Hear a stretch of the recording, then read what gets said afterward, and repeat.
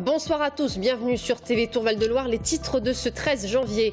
À la une ce soir, c'est la nouveauté de cette rentrée. En janvier, 921 communes ont fusionné en France. On vous parle ce soir de Montrichard, Val-de-Cher, la nouvelle commune du Loir-et-Cher. 300 millions aujourd'hui, 1 milliard d'euros en 2018. Le gouvernement mise sur le service civique pour stimuler la jeunesse. Nous avons suivi 2 étudiants dans une radio locale à Tours. Leur objectif est simple, se former. Également dans notre édition, ce soir, adolescent, il multiplie les clichés pendant la Seconde Guerre mondiale. Aujourd'hui, il a 92 ans et expose en partie son travail à la Maison du Souvenir de Maillet. Bonsoir à tous. Le 1er janvier, 921 communes de France ont fusionné. Montrichard, Val-de-Cher fait partie de ces communes nouvelles, comme on les appelle. Elle réunit Montrichard, 3000 habitants, et Bourré, 700 habitants, Loir-et-Cher. Un véritable bouleversement institutionnel, certes, mais un argument de taille. La fusion permet de faire des économies dans un contexte de réduction des dotations étatiques. Alors comment va fonctionner ce nouveau modèle et que va-t-il changer? On voit tout cela avec Florent Carrière. Bourré, dans le Loir-et-Cher, un village de 700 âmes, désormais fusionné avec sa voisine, Montrichard. Bourré rattaché, mais identité sauvegardée. L'entrée de la commune est toujours signalée, la mairie n'a pas fermé et son maire est désormais maire délégué. La fusion, Damien Hainaut l'a défendue. Et pour cause, ses administrés vont pouvoir conserver les services publics et même prétendre à de nouveaux comme le CCAS qui a déjà permis de reloger hier une victime d'incendie. Un service de bus gratuit également et la motivation première du maire, l'école de la commune. Nous n'avons plus qu'une seule classe dans notre école. Nous avons un groupe scolaire qui contient 4 classes, voire 5. Nous n'avons plus qu'une classe effective.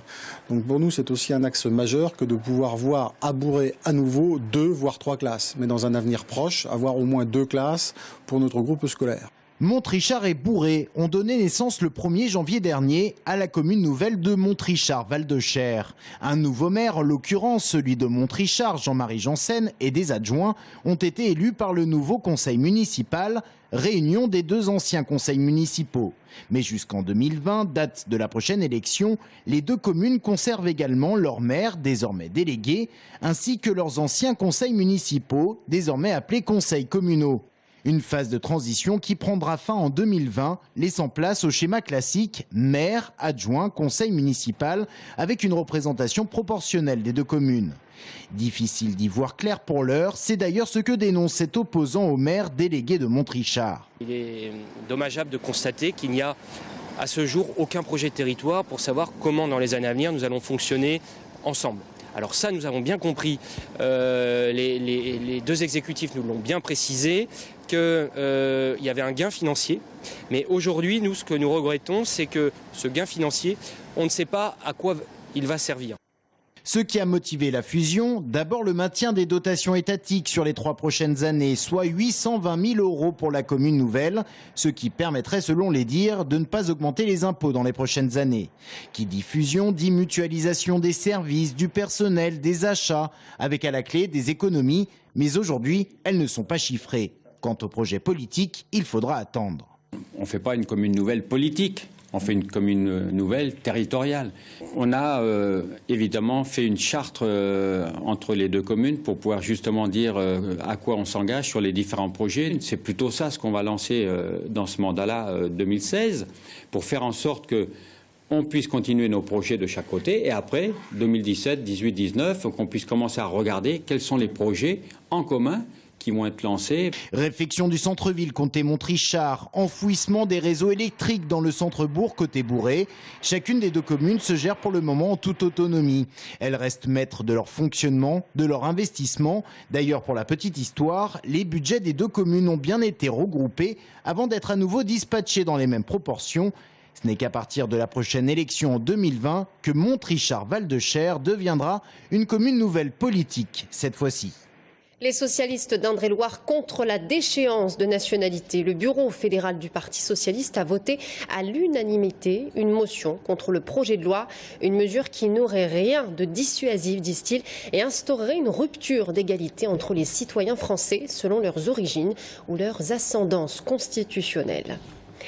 Une deuxième ligne de tramway à l'étude, c'est ce qu'a annoncé Philippe Briand. Le président de Tourplus a demandé à ses équipes de réfléchir, et cela dès cette année, à une prospective des transports dans l'agglo à 20 ans. L'idée étant de penser le réseau globalement et non ligne par ligne.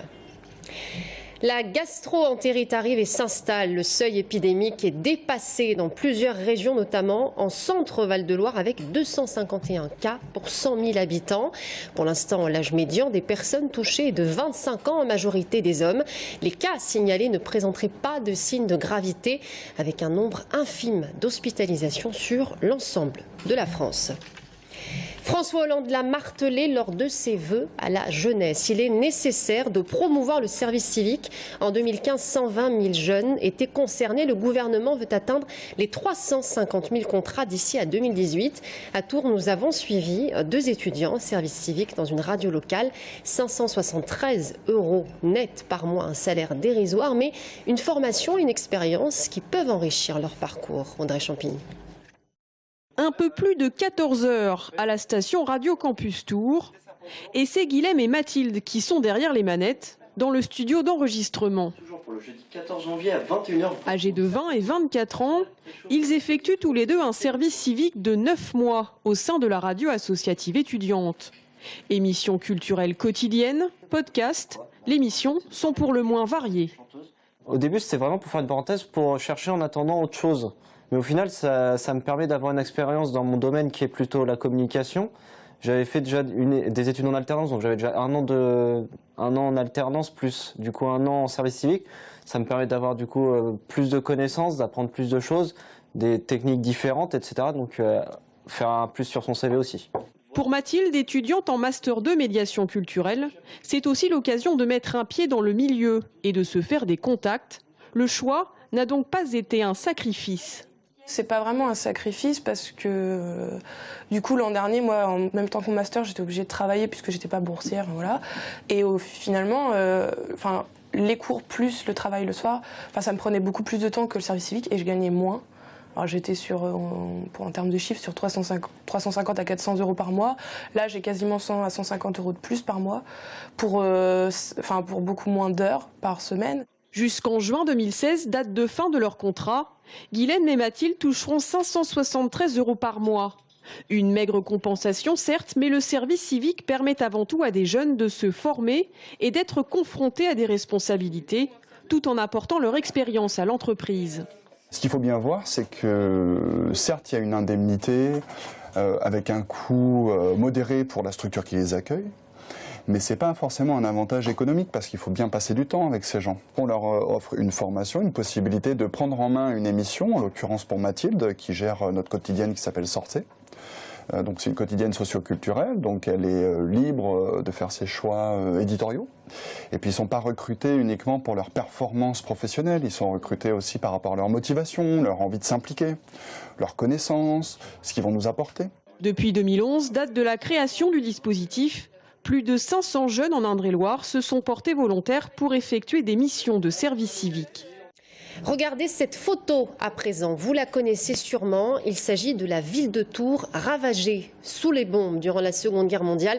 Cette prise de vue est celle d'un adolescent, Jean Chauvin, un véritable reporter en herbe à cette époque. Aujourd'hui, il a 92 ans, vous le voyez sur cette photo. Une exposition à la Maison du Souvenir de Maillet en partenariat avec les archives départementales est consacrée à ces jeunes années durant la guerre. Amanda Breuer-Rivera. Jean Chauvin a 15 ans lorsqu'il décide de saisir l'histoire. Dans cette exposition, les visiteurs peuvent découvrir par ses yeux la Touraine occupée et déchirée par les combats. La photographie occupe une place importante, mais pas seulement. En plus des photographies, il a réalisé de nombreux carnets de guerre où il racontait au quotidien la vie pendant le conflit. Ce qu'il ne pouvait pas prendre en photo, il le dessinait dans ses carnets et ça c'est quelque chose qui est relativement inédit. Dans ses carnets, il tient un journal où il détaille avec précision les effets de la guerre sur la vie quotidienne et les événements auxquels il assiste. Comme ici, la mise à l'abri de sa famille grimée de masques à gaz ou alors le bombardement par les Alliés de Saint-Pierre-des-Corps en avril 1944. Jean Chauvin, alors étudiant en médecine, apporte des soins d'urgence aux victimes de bombardements qui ont fait plus de 580 morts. Des épreuves qui ont nourri son travail et son engagement. En plus de ses carnets, en plus de ses photographies, c'est quelqu'un qui avait un engagement résistant. Il a passé la ligne de démarcation, il faisait du renseignement. Ça, c'est des choses que les gens ignorent. Donc on a souhaité aussi mettre en valeur cette facette de Jean Chauvin. Fils de cheminot, il a facilement accès à la gare où il peut espionner les usines de fabrication d'armes situées à proximité. Dessiner ou photographier les Allemands ou les usines était interdit et passible d'une amende ou de déportation. Il ne fut jamais pris. Après la guerre, il continuera à assembler des éléments sur cette période de l'histoire. En 2014, il a fait don de plus de 3000 clichés aux archives départementales, dont la plupart ont nourri cette exposition. Elle peut être parcourue à la Maison du Souvenir de Maillé jusqu'en juin 2016. On vous emmène chez un collectionneur de phonographes, le premier appareil de reproduction sonore destiné aux amateurs de musique. Né au 19e siècle, l'homme que vous allez découvrir dans quelques secondes en a réuni plus de 200. L'œuvre d'une vie, ces objets devenus extrêmement rares ont résonné dans le monde entier. Jonathan van der Voort.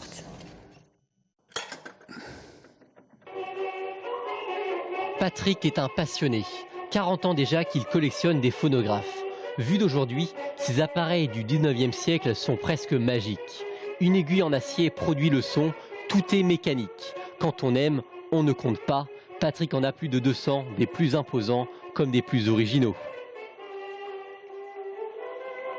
Et vous voyez, j'ai celui-ci par exemple, qui est japonais, voilà, qui se plie et qu'on l'emmène comme une petite valisette. Voilà. Mais j'en ai de tous les pays. J'ai celui-ci qu'on peut découvrir ensemble, qui est super, le réveil matin, vous voyez, c'était pas le radio-réveil, hein, c'était le réveil matin des années 20, avec, vous voyez, la petite aiguille, et derrière, on pouvait programmer. Angleterre, Suisse, Allemagne, Espagne et d'autres, ces phonographes en ont fait des voyages avant d'atterrir chez Patrick. Une fois acquis, chaque objet est restauré, chouchouté.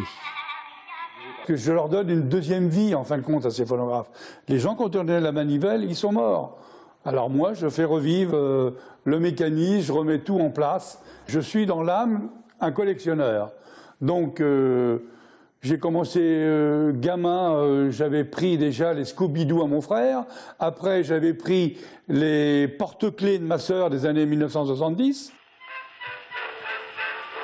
Chaque photo est en état de marche, avec des pièces d'origine. Patrick est fier de les présenter. Chaque objet a sa propre histoire. Alors l'histoire de ce phonographe, il est de 1925, il est de marque espagnole, et s'il pourrait parler, il pourrait peut-être dire des choses qu'il ne faudrait pas forcément entendre. Pourquoi? Parce qu'il a été vendu dans les maisons closes. Le temps n'a jamais érodé sa passion. La seule limite qui s'impose à lui maintenant est la place. À suivre, l'appel à ne plus porter la kippa fait débat dans la communauté juive après l'agression à la machette dont a été victime un enseignant juif. Le président du consistoire israélite de Marseille a, lui, conseillé à la communauté juive de la ville de ne pas porter la kippa pendant un moment. Qu'en pense Paul Sebaoun, le président de la communauté israélite de Tours et notre invité de la rédaction? À tout de suite.